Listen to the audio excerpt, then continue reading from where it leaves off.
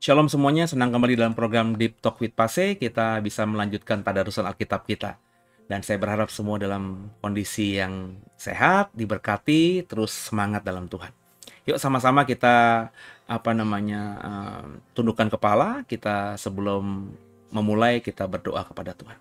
Bapak yang baik, terima kasih buat segala kemurahan Tuhan. Dan kami saat ini mau melanjutkan tadarusan Alkitab kami. Jangan satupun kami yang kau lalui, berkati kami sehingga pembacaan kami ini tidak sia-sia. Pembacaan kami ini membuat kami semakin mengerti kebenaran, sehingga membuat hidup kami semakin bisa kami tata menjadi hidup yang menyenangkan hati Tuhan. Haleluya. Amin.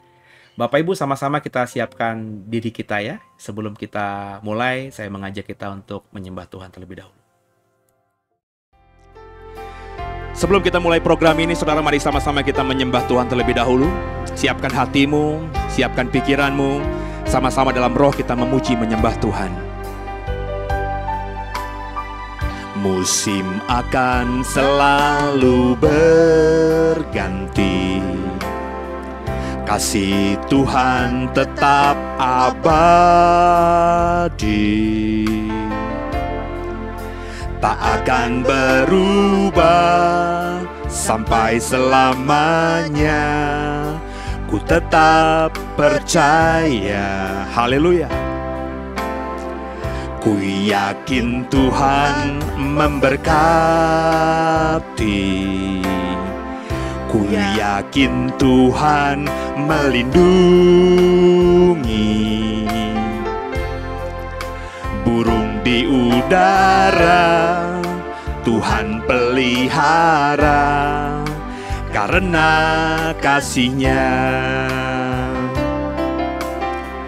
Tuhan selalu menolongku,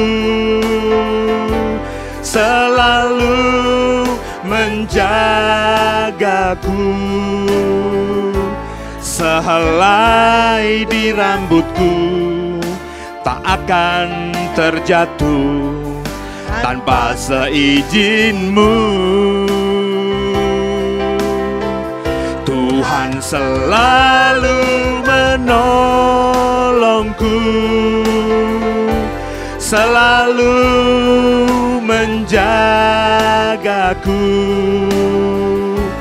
Dia mengenyangkanku dan peliharaku seumur hidupku.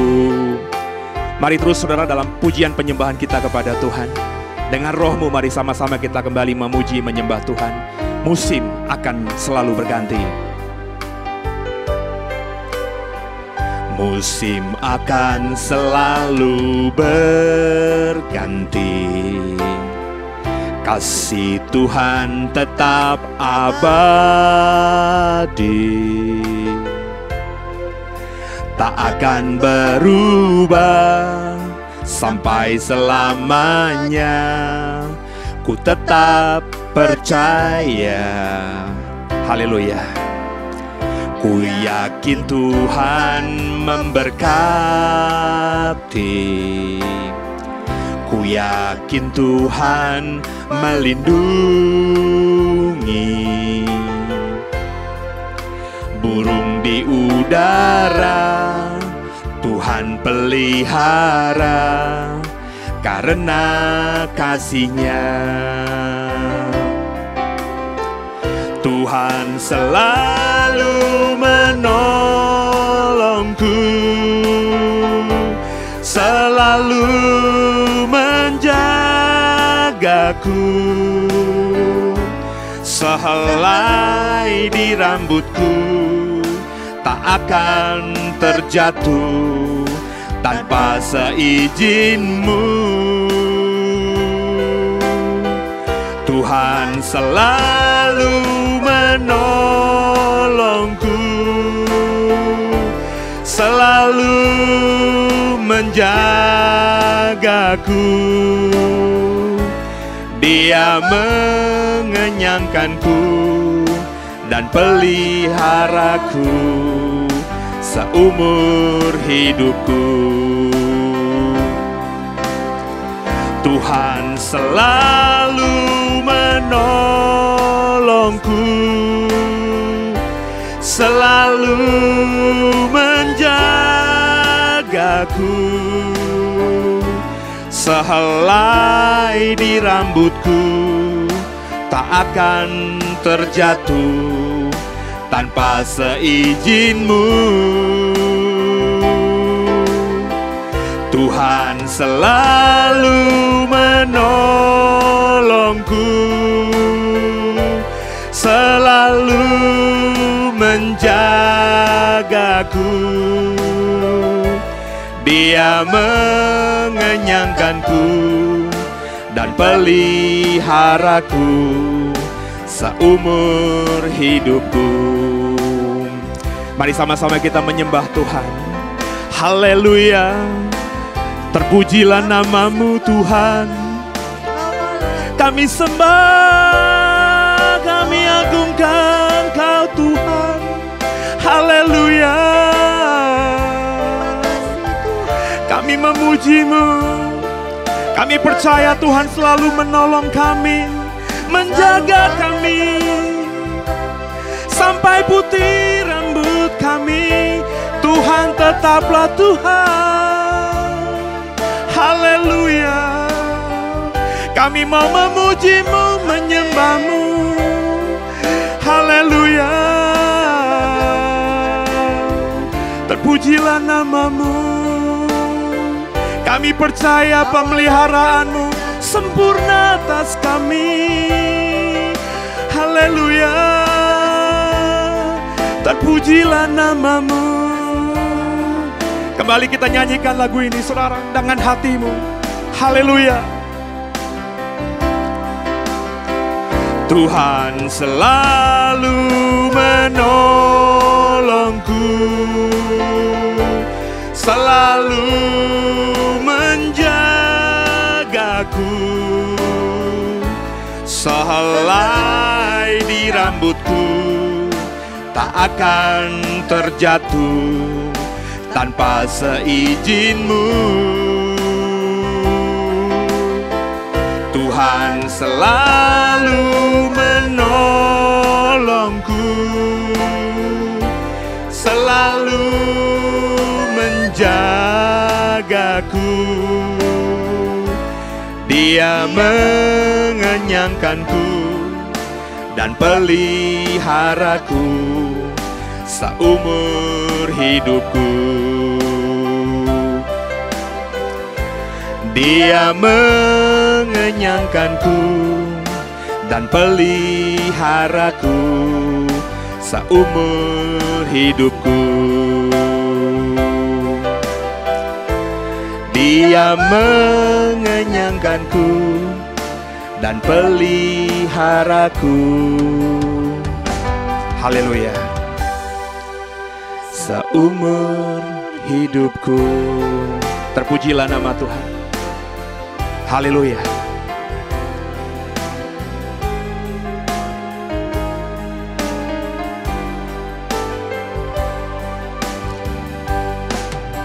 Tuhan Yesus memberkati semua.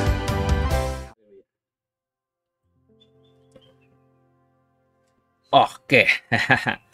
Ternyata belum, saudara ya. Coba kita ini lagi ya. Kita masuk dalam Yesaya pasal 43 ya, saudara ya. Sama-sama kita baca perikopnya. Allah adalah satu-satunya penebus. Ayat 1. Tapi sekarang beginilah firman Tuhan yang menciptakan engkau, hai Yakub, yang membentuk engkau, hai Israel. Janganlah takut, sebab aku telah menebus engkau, aku telah memanggil engkau dengan namamu, engkau ini kepunyaanku. Apabila engkau menyeberang melalui air, aku akan menyertai engkau, atau melalui sungai-sungai, engkau tidak akan dihanyutkan. Apabila engkau berjalan melalui api, engkau tidak akan dihanguskan, dan nyala api tidak akan membakar engkau. Sebab akulah Tuhan Allahmu, yang Maha Kudus Allah Israel, Juru Selamatmu. Aku menebus engkau dengan Mesir, dan memberikan Ethiopia dan Sheba sebagai gantimu. Oleh karena engkau berharga di mataku dan mulia, dan aku ini mengasihi engkau, maka aku memberikan manusia sebagai gantimu dan bangsa-bangsa sebagai ganti nyawamu. Janganlah takut, sebab aku ini menyertai engkau. Aku akan mendatangkan anak cucumu dari timur, dan aku akan menghimpun engkau dari barat. Aku akan berkata kepada utara, berikanlah, dan kepada selatan, janganlah tahan-tahan. Bawalah anak-anakku laki-laki dari jauh, dan anak-anakku perempuan dari ujung-ujung bumi. Semua orang yang disebut dengan namaku, yang kuciptakan untuk kemuliaanku, yang kubentuk dan juga yang kujadikan. Israel sebagai saksi Tuhan. Perikop berikutnya ya. Biarlah orang membawa tampil bangsa yang buta sekalipun ada matanya, yang tuli sekalipun ada telinganya. Biarlah berhimpun bersama-sama segala bangsa-bangsa, dan biarlah berkumpul suku-suku bangsa. Siapakah di antara mereka yang dapat memberitahukan hal-hal ini, yang dapat mengabarkan kepada kita hal-hal yang dahulu? Biarlah mereka membawa saksi-saksinya, supaya mereka nyata benar. Biarlah orang mendengarnya dan berkata, benar demikian. Kamu inilah saksi-saksiku. Demikianlah firman Tuhan, dan hambaku yang telah kupilih, supaya kamu tahu dan percaya kepadaku, dan mengerti bahwa aku tetap Dia. Sebelum aku tidak ada Allah dibentuk, dan sudah aku tidak akan ada lagi. Akulah Tuhan, dan tidak ada juru selamat selain daripadaku. Akulah yang memberitahukan, menyelamatkan, dan mengabarkan. Bukannya Allah asing yang ada di antaramu. Kamulah saksi-saksiku. Demikianlah firman Tuhan. Dan akulah Allah. Juga seharusnya aku tetap Dia, dan tidak ada yang dapat melepaskan dari tanganku. Aku melakukannya. Siapakah yang dapat mencegahnya? Beginilah firman Tuhan, penebusmu, yang Maha Kudus, Allah Israel. Oleh karena kamu, aku mau menyuruh orang ke Babel, dan mau membuka semua palang-palang pintu penjara, dan sorak-sorak orang Kasdi menjadi keluh kesah. Akulah Tuhan yang Maha Kudus, Allahmu, Rajamu yang menciptakan Israel. Beginilah firman Tuhan, yang telah membuat jalan melalui laut dan melalui air yang hebat, yang telah menyuruh kereta dan kuda keluar untuk berperang. Juga tentara dan orang gagah, mereka terbaring, tidak dapat bangkit. Sudah mati, sudah padam sebagai sumbu. Firman-Nya, janganlah ingat-ingat hal-hal yang dahulu, dan janganlah perhatikan hal-hal yang dari zaman purbakala. Lihat, aku hendak membuat sesuatu yang baru, yang sekarang sudah tumbuh. Belumkah kamu mengetahuinya? Ya, aku hendak membuat jalan di padang gurun, dan sungai-sungai di padang belantara. Binatang hutan akan memuliakan aku, serigala dan burung unta, sebab aku telah membuat air memancar di padang gurun dan sungai-sungai di padang belantara. Untuk memberi minum umat pilihanku, umat yang telah kubentuk bagiku, akan memberitakan kemasyuranku. Perikop terakhir, dosa Israel diampuni. Sungguh engkau telah memanggil aku, hai Yakub, dan engkau tidak bersusah-susah karena aku, hai Israel. Engkau tidak membawa domba korban bakarmu bagiku, dan tidak memuliakan aku dengan korban sembelihanmu. Aku tidak memberati engkau dengan menuntut korban sajian, dan menyusahi engkau dengan menuntut kemenyan. Engkau tidak membeli tebu yang wangi bagiku dengan uang, atau mengenyangkan aku dengan lemak korban sembelihanmu. Tapi engkau memberati aku dengan dosamu. Engkau menyusahi aku dengan kesalahanmu. Akulah Dia yang menghapus dosa pemberontakanmu. Oleh karena aku sendiri, dan aku tidak mengingat-ingat dosamu. Ingatlah aku, marilah kita berperkara. Kemukakanlah segala sesuatu supaya engkau nyata benar. Bapa leluhurmu yang pertama sudah berdosa, dan juru bicaramu telah memberontak terhadap aku. Jadi, aku terpaksa menajiskan pemimpin-pemimpin tempat kudus, dan terpaksa menyerahkan Yakub untuk ditumpas, dan Israel dinista. Haleluya. Terpujilah nama Tuhan, ya Bapak Ibu. Sebentar.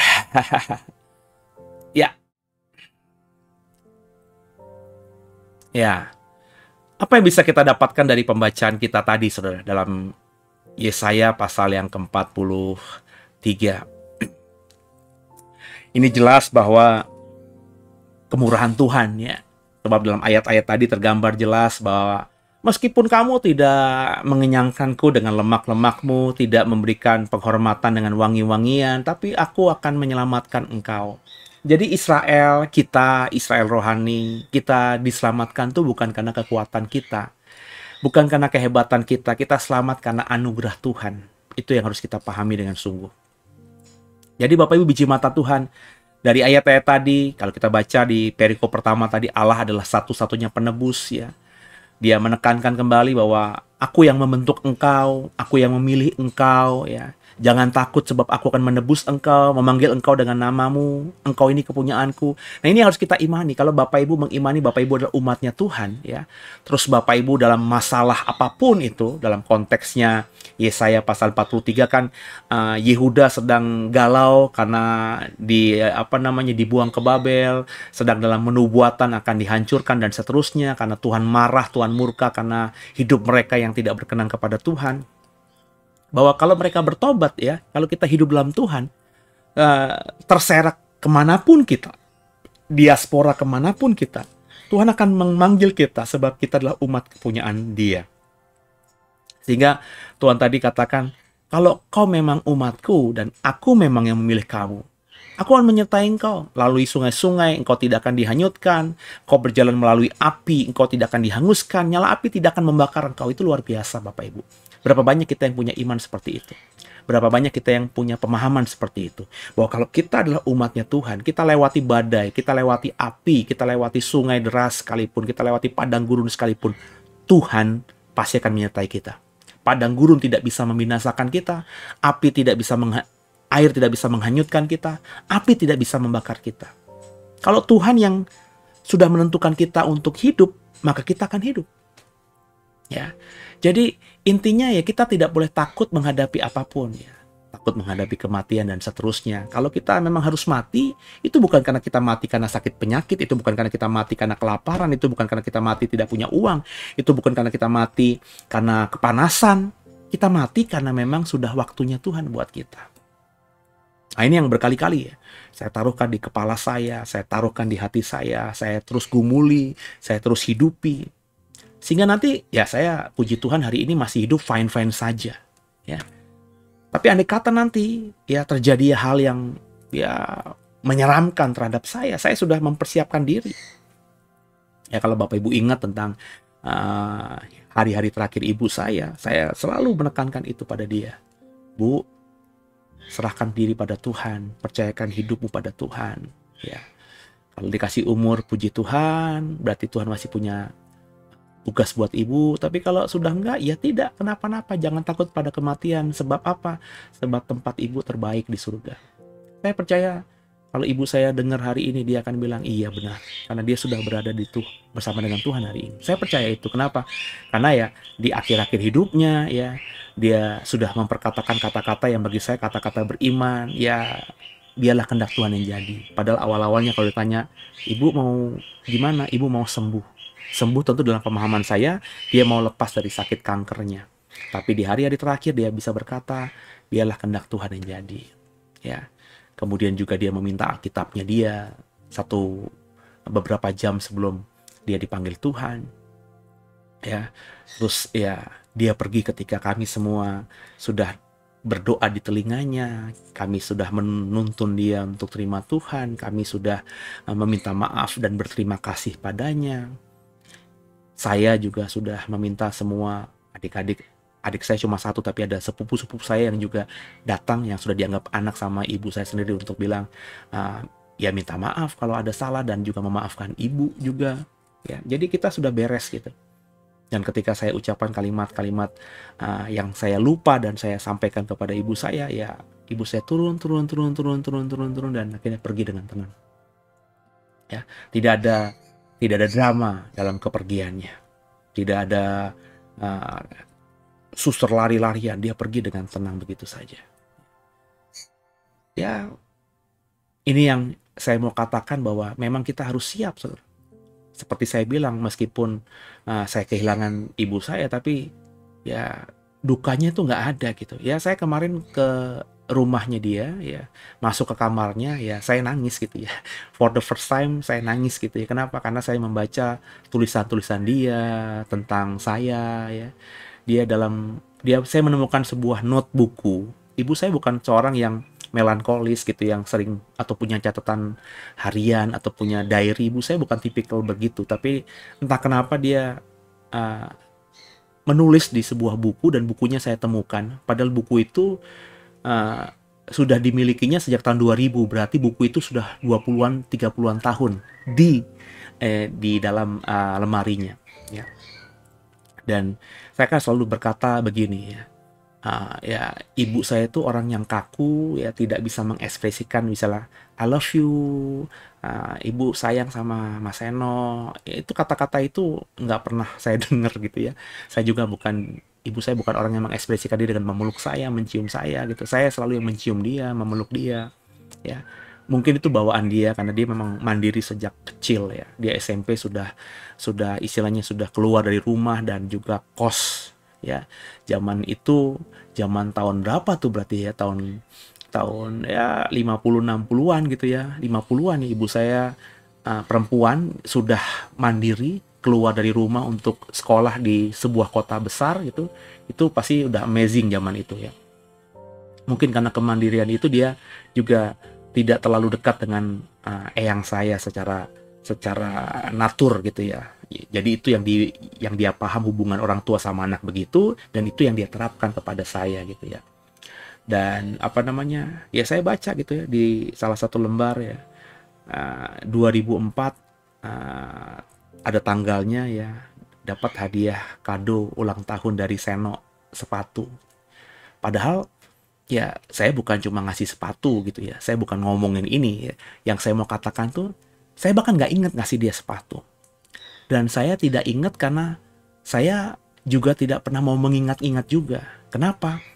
Karena kalau saya mengingat saya memberikan sesuatu kepada ibu gitu ya, saya selalu merasa bahwa ibu saya tidak pernah mengapresiasi ya, bilang sih terima kasih tapi flat gitu.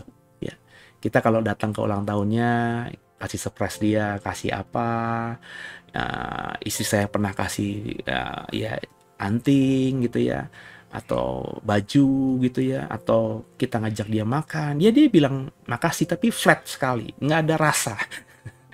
Ya tapi dengan tulisan tangan itu yang saya baca ketika dia sudah pergi, saya akhirnya memahami emang dia seperti itu, dan bukan berarti ketika dia tidak mengekspresikan dengan rasa, mengapresiasi dengan rasa, dia ingat itu. Sampai saya bilang sama istri saya, 2004 kita belum nikah loh. Bahkan 2004 kita belum deket, dalam artian belum berniat untuk nikah. Kita berniat nikah itu di 2005, sekitar bulan Maret, April. Ya, bahkan kita 2004 itu ya cuma temenan, dan ibu saya nggak kenal dia, dan dia belum kenal ibu saya. Gitu. Sylvie maksud saya. Ya. Jadi 2004 itu saya ngasih sepatu, ya itu mungkin dengan mantan saya yang dulu, atau ya saya lupa sudah saya berikan ibu saya sendiri, atau ada hubungan dengan mantan sebelum saya menikah dengan Sylvie gitu. Saya lupa gitu, tapi saya menangis karena ibu ternyata catat gitu ya. Nah saya karena tidak mau buka-buka ya, itu karena adik saya yang bongkar-bongkar ya, saya juga tidak menetap di rumah itu ya, saya tidak temukan buku-buku yang lain. Mungkin saja ya dia catat di tempat-tempat lain dan belum kita temukan lembaran-lembaran bukunya itu. Intinya Bapak Ibu, kita harus belajar menjadi orang yang memahami gitu ya, bahwa kita itu semua karena Tuhan ya. Dalam artian kita juga bodoh kalau kita akhirnya menganggap hal-hal seperti tadi ya. Ya saya rasa ya perasaan saya, pikiran saya tentang ibu itu banyak salahnya setelah saya kehilangan dia justru. Ya, saya cuma mengingatkan saudara yang masih punya orang tua, jangan seperti itu, jangan seperti saya dulu gitu ya. Tapi ya tadi ya, puji Tuhannya saya di hari-hari terakhirnya itu bisa melayani ibu, bisa bersama-sama ibu dan menuntun dia. Ya. Dan di bumi ini ya kita berharap kita ya tadi ya, mempersiapkan kematian kita. Karena tadi, kita nggak perlu takut. Andai kita ada sakit penyakit, kata vonis dokter berat sekalipun, kita ada masalah, kalau memang belum waktunya Tuhan, kita nggak akan disentuh apapun dalam artian mati karena itu. Tapi kalau sudah waktunya, jangankan sakit, lagi duduk aja bisa mati. Lagi ngomong begini saja, saya belum lama ini dengar banyak orang cerita kepada saya, ada beberapa hamba Tuhan baru khotbah, baru baca Alkitab, ya tiba-tiba jatuh dan lewat begitu saja. Jadi kekasih Tuhan, biji mata Tuhan, ayo sama-sama kita menyerahkan hidup kita, ya, mempercayakan hidup kita kepada Tuhan, ya. Dan kemudian juga kita harus terus menjadi saksi, karena perikop kedua dalam Yesaya 43 ini, Israel menjadi saksi Tuhan. Jangan sampai kita tidak menyaksikan apa yang Tuhan sudah kerjakan buat kita, Tuhan sudah berikan kepada kita, ya. Dan juga percayalah kalau kita bertobat dengan sungguh, ya dosa sebesar apapun, ya pasti kita akan diampuni oleh Tuhan. Ya, Tuhan gak ingat-ingat lagi. Tuhan akan ampuni kita. Nah, belajarlah menjadi orang-orang yang hidup seperti itu. Jangan kita berpikir bahwa kita memberikan pengampunan kepada Tuhan tuh karena kita sudah kasih persembahan. Kita akan diampuni Tuhan karena kita sudah melayani di gereja. Kita pasti diampuni Tuhan karena kita sudah menyumbang gereja. Wah, Bapak Ibu, kalau Bapak Ibu punya pemikiran demikian, Bapak Ibu berarti menganggap rendah pengampunan Tuhan atau apa yang Dia lakukan di atas kayu salib itu buat kita. Kekasih Tuhan, biji mata Tuhan, ya. Bahwa kita kasih apapun, seperti dalam Yesaya 43 yang kita baca tadi, ya. Bahwa kamu nggak kasih aku wangi-wangian, kamu nggak kasih aku kenyang dengan memberikan lemak-lemak. Itu kan bahasa alegoris, ya, bahwa memang lemak itu bagian dari hewan korban kepada Tuhan itu yang dipersembahkan di mezbah kan hanya lemak. Bukan berarti Tuhan tuh makan lemak, ya, seperti saudara makan lemak babi atau suka dengan lemak-lemakan, ya. Lemak itu memang untuk Tuhan, karena kalau dibakar itu wangi-wangian dan Tuhan suka dengan wangi-wangian dari kita. Ya. Juga bukan berarti tadi, ya, Tuhan makan lemak, Tuhan suka lemak, enggak.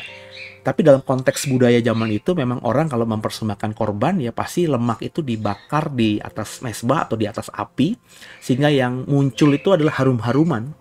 Yang dipahami oleh orang zaman dulu tuh harum-haruman yang naik ke atas itu, asap wangi dari pembakaran lemak yang naik ke atas itu bakal menyenangkan Tuhan. Tuhan bilang, kamu nggak kasih aku lemak, nggak buat aku kenyang dengan lemakmu, tapi aku akan mengampuni kamu. Sebab aku mengampuni kamu bukan karena perbuatanmu, ya. Aku tidak akan menyusahkan engkau. Ya. Justru yang kau lakukan hari ini tuh bahkan memberati aku, kata Tuhan. Ya. Memberati aku dengan dosamu. Engkau menyusahkan aku dengan banyak kesalahan yang kau buat. Ya. Tapi tetap aku yang akan menghapus dosa pemberontakanmu. Sebab aku adalah juru selamatmu. Itu kata Tuhan. Ya. Aku akan menghapus dosamu dengan tanganku sendiri dan aku tidak akan mengingat-ingat dosamu lagi. Saudara, ketika kita sudah dipilih Tuhan, percayalah bahwa Tuhan akan seperti ini kepada kita. Dia akan terus memelihara kita.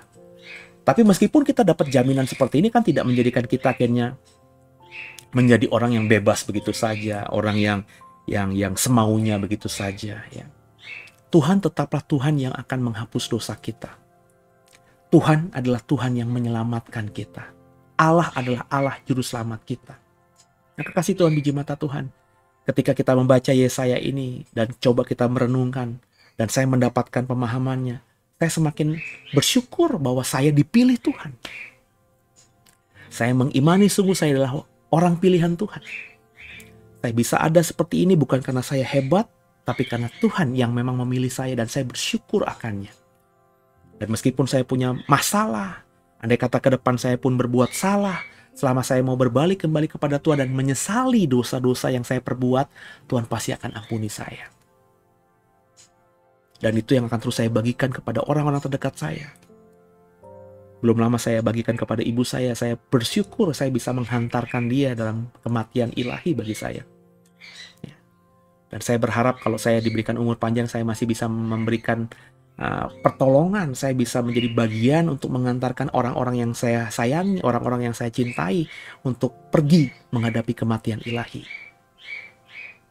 Sambil saya berharap juga tentunya dalam hati, andai waktu saya selesai juga, saya terus hidup percaya kepada Tuhan dan berserah kepada Tuhan dan mengimani Tuhan adalah juru selamat saya.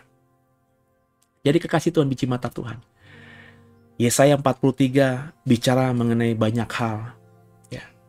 Tapi yang saya dapatkan bahwa Tuhan kalau sudah memilih kita, Dia pasti akan menyelamatkan kita. Kalau Tuhan sudah memilih kita, meskipun kita terserak-serak diaspora, dunia menghajar kita, menghantam kita, tapi kita tidak akan mengalami apapun. Bahkan meskipun kita jauh, Dia bisa dengan mudah menarik kita untuk kembali dekat kepadanya. Saya nggak tahu apa yang sedang terjadi dalam imanmu hari-hari ini.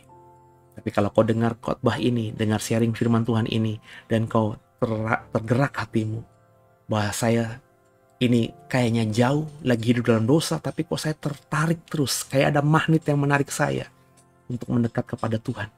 Maka inilah jawabannya. Karena Tuhan sudah memilihmu, dan Tuhan ingin mengampunimu. Dia ingin membuatmu semakin dekat kepadanya. Maka Dia menarik engkau semakin dekat kepadanya. Jangan keraskan hatimu. Jangan kencangkan berdirimu tercacak di tempat kau berdiri dalam dosa hari ini. Lemaskan semua. Lepaskan semua. Biarlah kau tertarik semakin dekat dengan Tuhan.